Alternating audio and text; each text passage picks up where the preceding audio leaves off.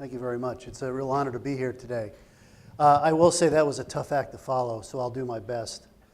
I'm actually going to shift gears here a little bit. I think what you've heard, one of the things that by the way, I'm not a lab guy. I am an information security guy, and that's what I've been doing for the last 12 years. But recently, CSL has taken the opportunity to take a look at its manufacturing and laboratory systems area and really understand what threats we face from a variety of different actors. Cybersecurity professionals, we look at life in terms of actors, people doing stuff. We have malfeasant employees and we have stupid employees. We have hackers that are outside from various groups. I won't characterize them for this meeting, but who are either interested in intellectual property, business disruption, or a little bit of both. So the question that I was posed was, what are the threats facing our manufacturing laboratory systems areas, and what can we learn from cybersecurity from a business technology or IT perspective, and how can that be applied to the manufacturing, or what we call operations technology space, which was sort of the genesis of a strategy that we've been developing over the last at least 6 months. I'm going to talk a little bit about data integrity in that context. So let me explain what I mean by that. So if you think about regulators, one of the things I like to say, and actually this is, I don't even think I coined this, is you may not get hacked, but you will get fined. Okay? And so we take the regulators very, very seriously when they come in and look at our operation. And this issue of data integrity is becoming more and more an issue as the FDA, for example, starts to look at cybersecurity constraints and what that may mean for the validity of the manufacturing process and laboratory operations. I'll talk a little bit about 21 CFR. Probably everyone in this room can quote that chapter and verse, but it does have some interesting nuances to it that relate to cyber, and specifically what we're doing at CSL. And then I'll talk about some rules and guidance and why we as cyber care about this stuff.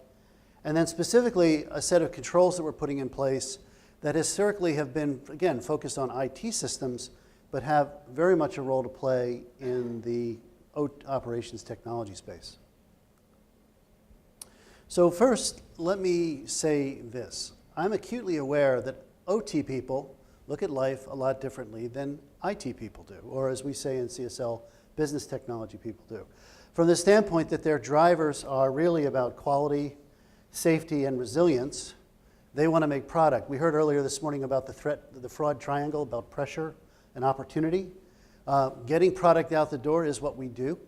We serve our patients that way, and it's a really critical business function. Anything that might threaten our ability to do that is serious stuff, and it reverberates all the way up to the board. At the same time, on the BT side, we care about things like confidentiality. We don't want people seeing our secrets. Availability, we want our systems to always be up and running, and we want to make sure that they operate with a certain amount of integrity. The reality is they're the same sides, two sides of the same coin.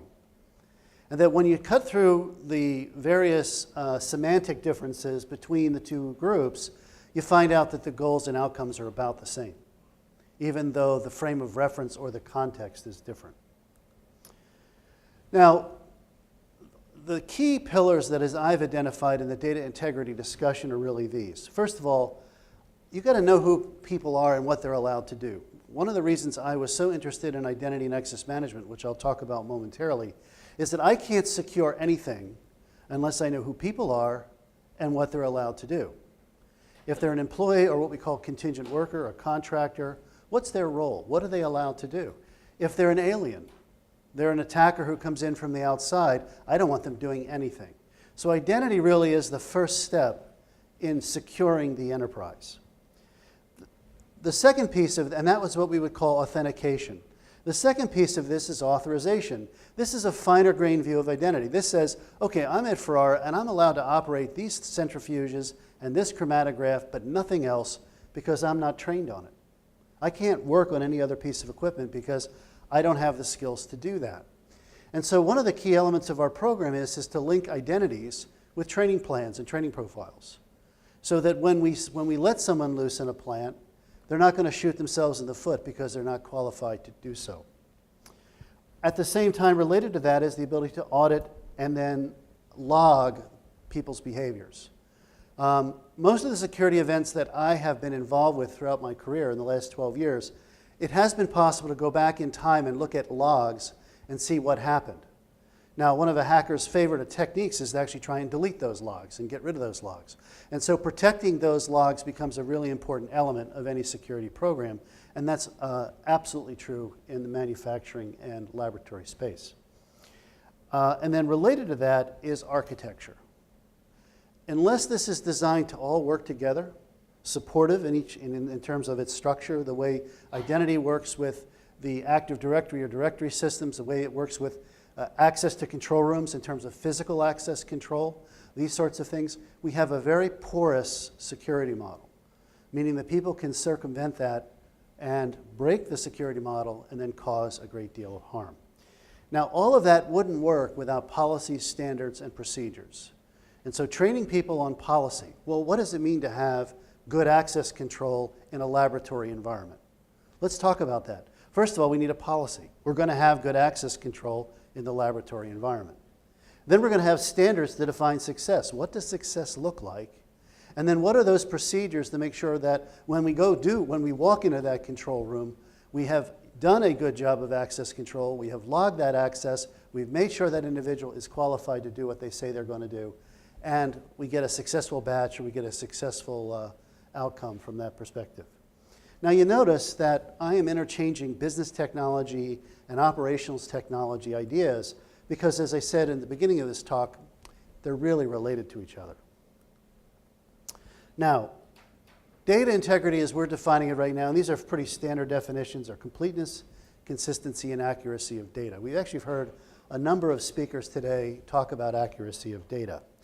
However, if we don't get this right, we get warning letters, alerts, and consent decrees. And I have a number of examples. One of the things, the research that I did for this is I went out to the FDA.gov, which publishes the various letters of warning letters, et cetera, for the various companies that receive those. And while I wouldn't say that data integrity was at the top of the list, it was certainly creeping up in the ranks. And it's becoming an issue. And as the FDA notes in this quote, in recent years, this is becoming more and more a concern. Now, one of the things that I guess you probably know CSL Behring if you don't, but we have really two primary businesses. One is a plasma therapy business, and the other is a flu vaccine business. Our flu vaccine business is considered part of the defense industrial base. Maybe most people don't know that. In the case of a pandemic, we are one of the companies that's going to provide the vaccines to try and stop a pandemic. The FBI, for example, has reviewed the security controls at our Holly Springs facility because of those reasons. Pharmaceutical companies are fast becoming recognized as part of our critical infrastructure. And they are also fast being recognized as targets of opportunity for a variety of different adversarial groups. And so as we think about this from an end-to-end perspective, and me as a CISO, I get paid to think about this stuff, it really is important key competency, if you will, that we need to focus on. The FDA, Swissmedic, TGA aside. So here's an example. This comes from FDA.gov. Basically, your firm hasn't exercised appropriate controls. There are 12 computerized systems that did not pass validation effectively. We really appreciate your hard efforts, but it's not quite good enough. And this was actually related to access control. And there are several, if not many, examples in the FDA.gov website that all speak to a breakdown in access control as being one of the critical concerns when it comes to data integrity.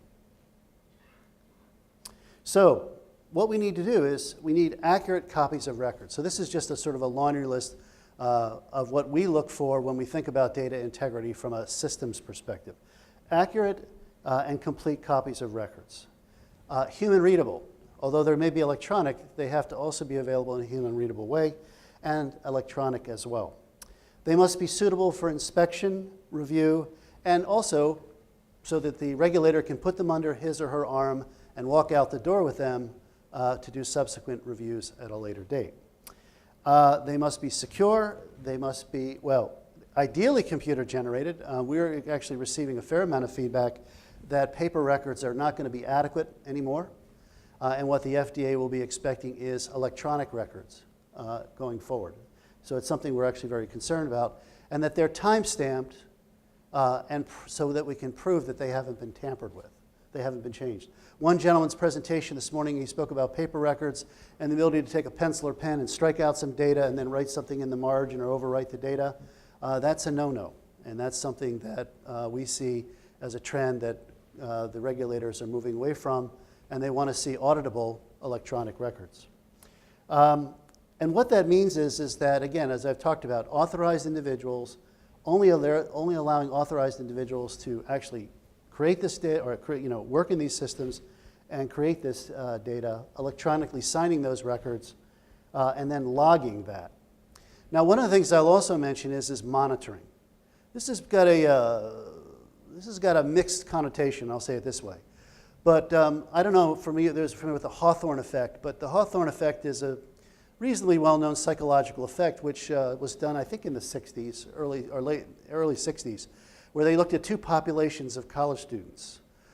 College students that thought they were being watched and given a task to do, and college students that thought they were not being watched and given a task to do, even though they were still being watched. The group that thought they were being watched behaved very differently than the group that did not think they were being watched. And so monitoring is one of those things that's got a, kind of a privacy issue, it's got some overtones. But the reality is that people do really dumb things, and I've watched and witnessed that in my career. And the ability to go back and say, from a what we call forensics perspective or corrective perspective, one of the ways you do that is that you were watching. You capture either log files or, in the case of control room access, camera access, you find out who was in the room when that event went down, and then you can take appropriate corrective actions. So monitoring is also going to be part of a critical component of what we do in the labs and plants going forward. I've already talked about this a bit, so I'll skip over this. What I will say about this is about login credentials. Many companies suffer from access control in the sense that they're not very rigorous about it. In many cases, they don't correctly offboard employees who leave the company. Those records are left around. Now, in some cases, especially when it relates to FDA records and batch records, we want to keep that information around for, I believe it's 30 years, but we don't necessarily want to leave those accounts as active, meaning that an employee who's disgruntled or whatever comes back in and makes some changes. In auditing these systems, and as I've done, you find a tremendous amount of discrepancy between who has an active account and who is still really with the company. And so again, this is an area where the FDA grows concern, and they would express a concern, and you might find that in those instances, you would receive some sort of warning letter or some kind of alert. So it is an important issue. I've talked about auditing and logging, and specifically, this is about change history of product results, run sequences, samples identification, and critical process parameters. Now, all of that, you guys in the labs will understand better than I do. What I care about it is that it's also stamped with an identity, so that I know who actually did these batch runs or who did these particular laboratory experiments, so that there is an issue, we can go back and research that and figure it out. So in as much as we care about the data, and I believe Eric was talking so much about the importance of data, and I absolutely agree with him. We are an information company. We make pharmaceuticals, but our future is all about data and information. That is, in fact, our new currency. That is what we, that's really what we make as a company. Any threat to that could, in fact, hurt the long-term viability of the firm. So what did we do about all this? We had started to think about identity when I'm actually their first security officer. I've been with the company 18 months. And we first started thinking about the problem of identity in the information technology space. Do we have the right controls over our people? Are they doing the things we say they should be allowed to do? Are we training them correctly? And as I said, those paradigms map very nicely over into manufacturing. About 6 or almost 8 months ago, I was approached by our R&D head who asked the same question of me, and what do we need to do about identity in the facilities? So we've actually expanded this identity and access management program as really our first control towards what I would call a unified identity structure or standard for the company that will actually cover not only our business employees, finance, et cetera, but will also start extending into the labs and the manufacturing spaces. One employee will have one account. That account will be provisioned based on a role. That role will be assigned a training profile or profiles in our training management system, and that will then, upon successful completion of that training, then they will be assigned accounts or access and authorization to their control systems, chromatographs, whatever they're going to be working with. And then when they leave the company, as if you would knock a roll of dominoes over, their authorizations and privileges will be immediately revoked. And so there will be no question about whether or not Joe, Sally, or Bill have actually been removed from system access in the various systems they have to work on. Now, I will tell you that says easy and does hard, but it is one of the goals of this program, and we are really working through it. So what are some of the impediments of this? The impediments are age of systems. Not all systems speak identity well. Most of the systems in our labs and in our plants have their own identity structures and stores. If you talk to any of the LIMS vendors out there, they will talk to you about having control over identities, but it's specific to their technology. It isn't linked to any broader technology or any broader way of controlling identities in the enterprise. And so that requires the implementation of APIs, or what we call SAML or OAuth technologies that integrate to those to actually perform these functions. So this says easy and does hard. It's a very ambitious project for us, but we're actually quite committed to it because of the value it's going to create for us. So first of all is efficiency and account administration. Speed and productivity. It's amazing how much time our various operational groups spend administering passwords and usernames. And quite frankly, they hate it.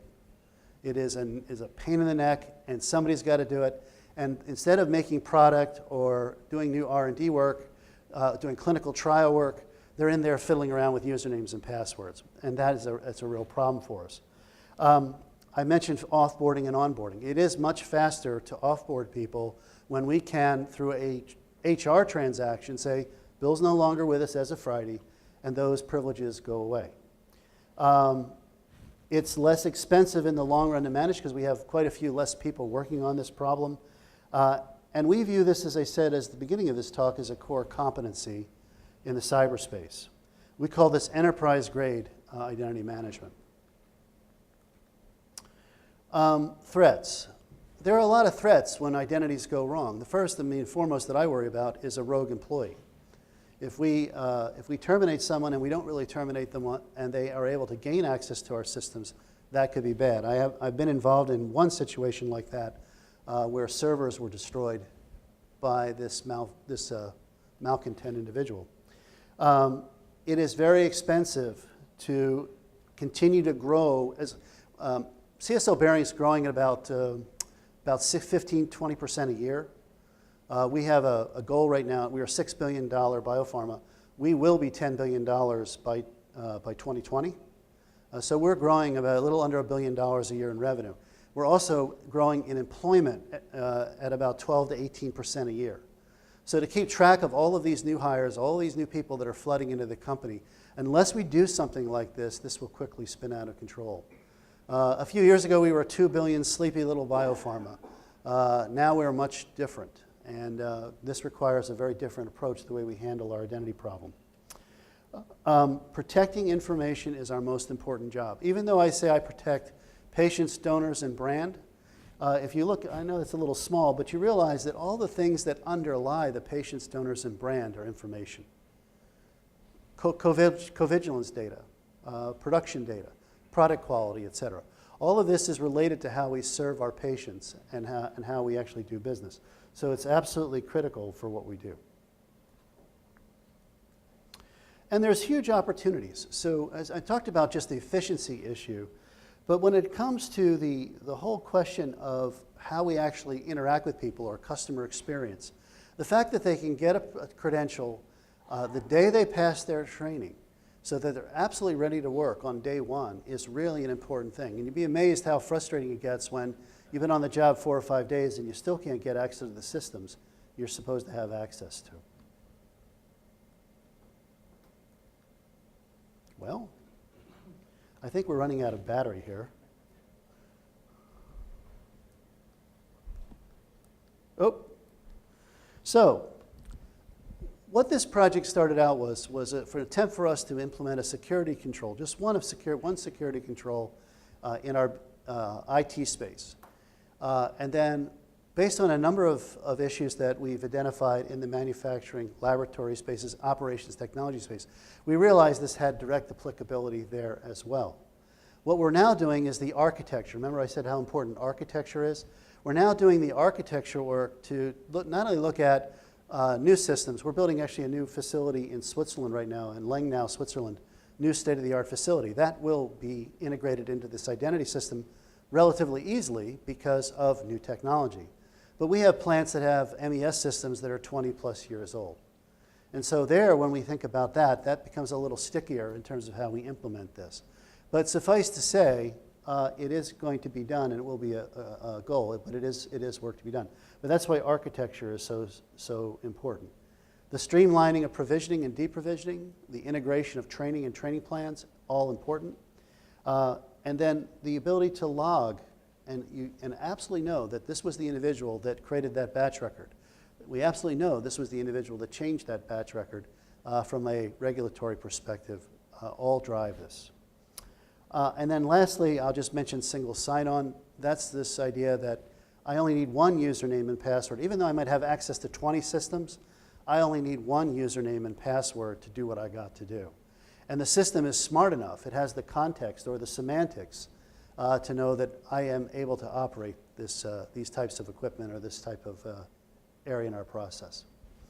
I probably did that in record time. I don't know if I'm ahead of schedule or behind, but I probably have a few minutes for questions if you have any. Said.